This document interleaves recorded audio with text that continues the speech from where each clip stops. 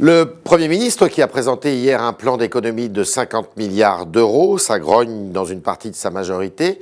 Les négociations à Genève à propos de l'Ukraine et puis dans quelques 40 jours, un peu moins même, les élections européennes. Et nous recevons aujourd'hui pour en parler de tout cela et notamment de l'Europe, Madame Elisabeth Guigou qui vient de sortir un livre sur l'Europe, les défis à venir de la première puissance économique mondiale, un livre plutôt euro-optimiste.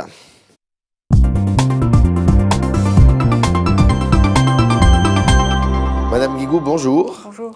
Trois petites questions pour commencer, auxquelles vous pouvez répondre par oui et par non, s'il vous plaît. Le plan présenté hier par Manuel Valls correspond-il à un plan d'austérité? C'est un plan de rigueur. Un plan de rigueur. Ce plan permettra-t-il d'atteindre les 3% du déficit toléré par Bruxelles en 2015? Je le pense. Vous le pensez. Redoutez-vous, alors là on change de sujet, une guerre civile en Ukraine? C'est un vrai risque. C'est un risque. Je vous invite maintenant à écouter M. Cambadélis, qui était chez nos confrères d'Europe 1 ce matin.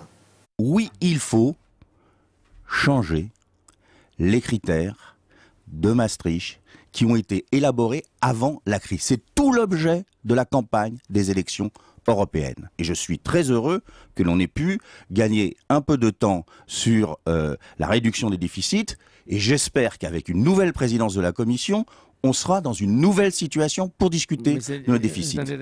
Vous êtes d'accord avec cela?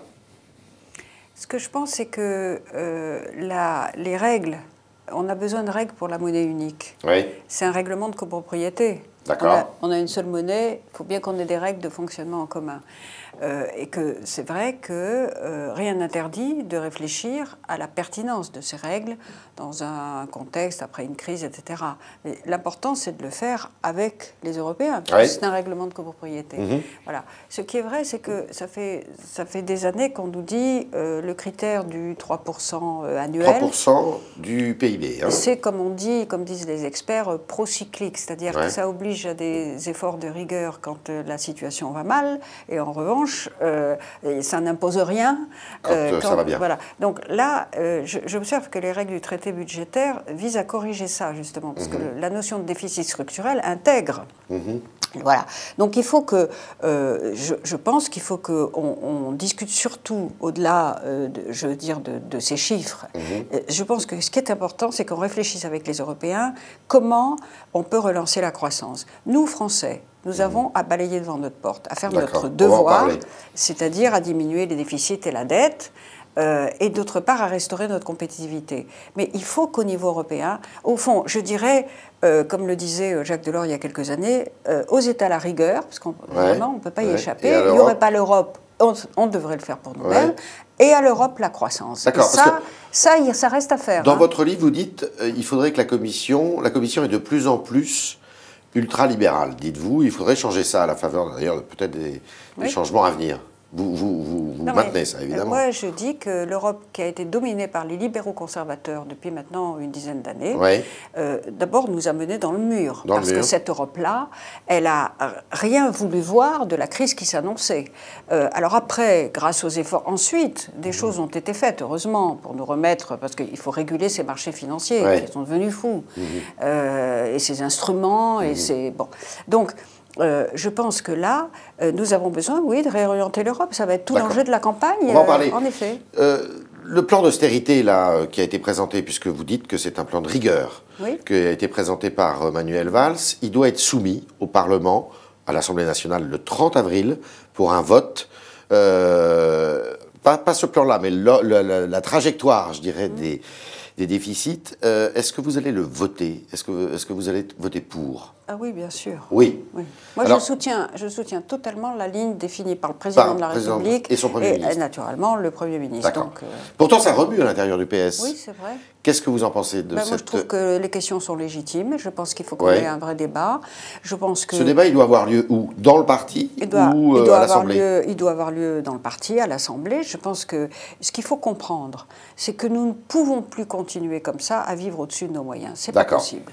Et donc, on le doit d'ailleurs aux générations futures, nous sommes dans la situation d'un ménage surendetté, tout simplement. Et donc il faut arriver à diminuer, pour diminuer la dette, il faut diminuer les déficits. Donc malheureusement, nous n'avons plus le choix. J'observe que nous avons hérité d'une situation que nous n'avons pas créée. Il y a 10 ans, le Premier ministre l'a dit hier. Quand nous sommes partis, je veux le répéter devant les lecteurs de Figaro, il y a 10 ans, quand nous sommes partis, nous avions un commerce extérieur équilibré, nous respections et au-delà les fameux critères. Donc voilà, il y a des responsabilités qu'il ne faut pas esquiver. Vous redoutez que la majorité se fissure sur ce sujet, justement, des finances publiques ? Il y a un débat, c'est vrai, parce que pourquoi ? Et il est légitime ce débat. Ce sont les milieux populaires et les classes moyennes qui subissent le contre-coup de ça, relativement, évidemment bien plus, même si nous essayons d'équilibrer. Alors, le plan prévu par le gouvernement, d'abord, épargne les salaires les plus modestes, vous avez vu. Pour le RSA, le SMIC. Non, le SMIC, bien entendu, avec l'allègement des cotisations sociales qui va être réel pour les familles. Et puis, il est prévu que dans la loi de finances rectificative qui va arriver au mois de juin, il y ait à nouveau un allègement. Ils sont en train de réfléchir à une décote de l'impôt sur le revenu. Ce qui permettra de réunir une majorité autour de ce texte. Ce qui doit permettre, et c'est là, ce sera tout l'objet de la discussion, et il est légitime car le Parlement sert à quelque chose, de bien calibrer les mesures pour que la rigueur qui est demandée et qui est nécessaire d'abord se fasse dans la justice sociale et épargne les plus modestes. Donc c'est pas un mot tabou, la rigueur, pour moi, ça n'est pas dans votre bouche. Mais c'est vrai qu'austérité, comment dire, je pense qu'il faut vraiment être très rigoureux dans la gestion des finances publiques. Je pense qu'on arrivera, je pense qu'il faut absolument relancer la croissance, que l'addition des politiques d'austérité qui a été menée depuis des années maintenant. Mais davantage chez nos voisins que chez nous, puisque chez nous, on ne peut pas dire qu'on ait fait les mêmes réformes. Au niveau européen, il n'y a rien eu. Non, mais je parle des pays, dans chacun des pays, l'Espagne, la Grèce, ils ont fait des efforts heureusement que nous ne sommes bien supérieurs. Heureusement que nous ne sommes pas dans la situation de la Grèce, de l'Espagne et même de l'Italie. Un des reproches qui est formulé, et c'est le reproche qui est formulé par une partie de la droite au plan prononcé hier par M. Valls, c'est qu'il n'y a pas de réforme de structure. Ça, est-ce que vous êtes d'accord avec ça, en dehors de ce qui concerne les collectivités territoriales? D'abord, c'est une réforme de structure que personne n'a jamais faite et qui est très importante. Ensuite, il y a eu des réformes structurelles, la réforme du marché du travail, par accord entre que personne n'avait jamais fait, le pacte de compétitivité que personne n'avait jamais fait. Enfin ça c'est des réformes de structure. Ensuite, pourquoi ne pas supprimer, pourquoi ne pas créer un SPIC jeune par exemple? Même parce que je ne vois pas pourquoi, alors que les jeunes vont, malgré les efforts qu'on va faire, hériter déjà d'une dette que nous leur léguons, vous, moi, nos générations en tout cas, je ne vois pas pourquoi on les pénaliserait encore davantage alors qu'ils sont les premiers à souffrir du chômage. En revanche, ce qu'on devrait pouvoir faire, c'est vrai, c'est que d'abord, c'est développer les activités de formation professionnelle des jeunes, développer l'apprentissage, parce que ça, c'est une acclimatation. Voilà, et ça peut être utile aux entreprises avant d'embaucher un jeune proprement dit, mais quand on embauche, quand on propose un contrat de travail, je crois que vraiment il faut respecter les jeunes, franchement. Alors, comment vous allez envisager les élections européennes? On sent des discours qui sont quand même des discours assez critiques sur l'Europe aujourd'hui, M. Cambadélis, et puis des discours franchement eurosceptiques. Sur quel thème il faut faire campagne? Et vous allez faire campagne au Parti socialiste? Non mais d'abord, ce que nous critiquons, et y compris Jean-Christophe, avec qui j'ai c'est pas l'Europe en tant que telle, c'est la façon dont l'Europe a été gérée par les libéraux et les conservateurs. Majoritaire et au Conseil et à la Commission. Donc, il ne faut pas jeter le bébé avec l'eau du bain. L'Europe, on en a besoin. Mais nous avons besoin, dans la gestion de cette Europe, de faire en sorte qu'elle soit orientée différemment. Et ça va être tout l'enjeu des élections. Et il faut faire très attention que le débat, si on ne veut pas favoriser les extrêmes, qu'ils soient à droite, à l'extrême droite ou à l'extrême gauche, de ne pas faire porter le débat sur oui ou non à l'Europe. Le débat, il doit être quelle Europe nous voulons. Vous savez très bien que c'est comme ça que ça va se résumer. Pourquoi ? Pourquoi se résigner à ça? Parce que vous allez avoir Mme Le Pen, M. Mélenchon qui vont être pourquoi baisser les bras extrêmement, devant eux? Il y a une vraie responsabilité et de la droite vis-à-vis de Mme Le Pen Et de la gauche, et de la vis-à-vis de gauche, M. Mélenchon. vis-à-vis de M. Mélenchon, D'accord. de ne pas baisser les bras et de dire, mais est-ce que vous pouvez imaginer que nous, Français, malgré nos 60 millions d'habitants, c'est moins de 1% de la population mondiale, on peut se passer de peser avec l'Europe, donc on doit s'entendre avec nos amis, mais pas sur n'importe quelle orientation. Et c'est pour ça qu'il faut gagner les élections européennes, nous, les sociodémocrates et socio-européens, parce qu'on gérera l'Europe différemment. Et avec quel mot vous allez pouvoir rendre l'Europe séduisante à votre lectorat? Écoutez, moi, ce que j'espère, d'abord, c'est qu'il ne faut pas se payer de mots. Oui. Il faut dire qu'on a intérêt à avoir une monnaie unique, l'euro. Oui. Que si d'ailleurs on voulait sortir de cette monnaie unique, on s'appauvrirait immédiatement. Ce que vous démontrez très bien de 30 ou 40%. C'est le début du livre. Donc la tasse de café, aujourd'hui, elle vaudrait 40% plus cher. Et tout ce que nous importons, d'ailleurs. Que la dette nous coûterait beaucoup plus cher puisqu'elle serait renchérie d'autant. Donc tous ceux qui préconisent la sortie de l'euro ou les faux-nez de cette démolition de l'euro qui sont, il en faudrait plusieurs, tout ça, c'est des balivernes, et ça ne ferait que peser sur le pouvoir d'achat des Français. On vous prête des ambitions européennes, pour la Commission européenne notamment, vous me les confirmez?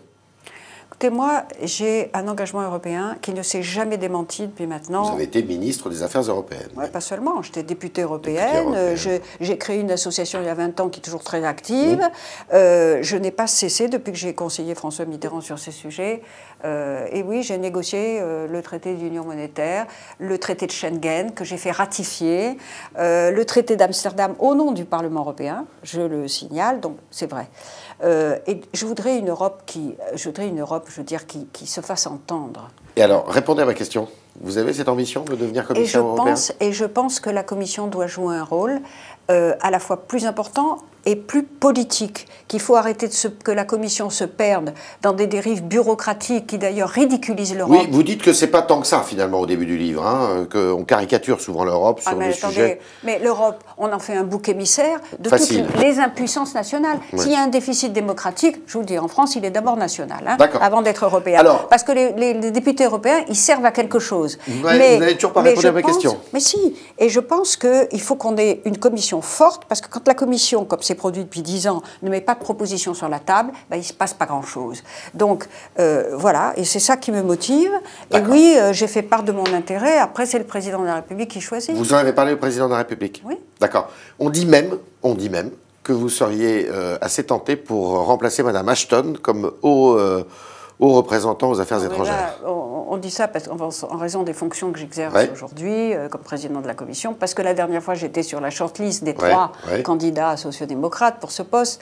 Ce qui m'intéresse, moi, c'est que, comme la Commission va être gérée par des vice-présidents avec le président, sur des pôles, pour des grandes orientations politiques, c'est que notre pays cherche à avoir une vraie influence, et d'abord une influence économique. Et donc, il y a tout un versant de ce poste qui n'a jamais été utilisé par Mme Ashton, qui est le versant de première vice-présidence de la Commission, c'est-à-dire de cette influence économique extérieure. Regardez l'Ukraine. On a besoin de réfléchir et de penser et de mettre en place... Et d'avoir une stratégie. Une stratégie, y compris énergétique. Qui n'existe pas aujourd'hui. Ça peut être dans cette partie du poste commission qui n'a jamais été utilisée de Mme Ashton, ça peut être aussi sur un grand poste économique. Je vous parle de l'énergie, il y a des enjeux absolument cruciaux. Donc il faut bien que la France réfléchisse où est-ce qu'on peut peser pour, à travers ce poste-là et avec l'action du gouvernement, orienter l'Europe dans le sens que nous voulons. Si c'est ça, oui, moi ça m'intéresse. Oui. Dernière question, vous êtes en concurrence avec Pierre Moscovici sur ce sujet? Il y a Pierre Moscovici est candidat, ce qui est tout à fait légitime et logique d'ailleurs. Mais il y en a d'autres. Il y en a d'autres. Il y en a d'autres. Il y a Pervenche Pérez. Pervenche Pérez aussi. Voilà. Qui va d'ailleurs être tête de liste pour le Parti Socialiste en Ile-de-France. Et je pense que c'est normal qu'il y en ait plusieurs. C'est aussi normal que le président ait plusieurs bonnes cartes en main pour pouvoir voir quelle est la meilleure configuration possible pour la France.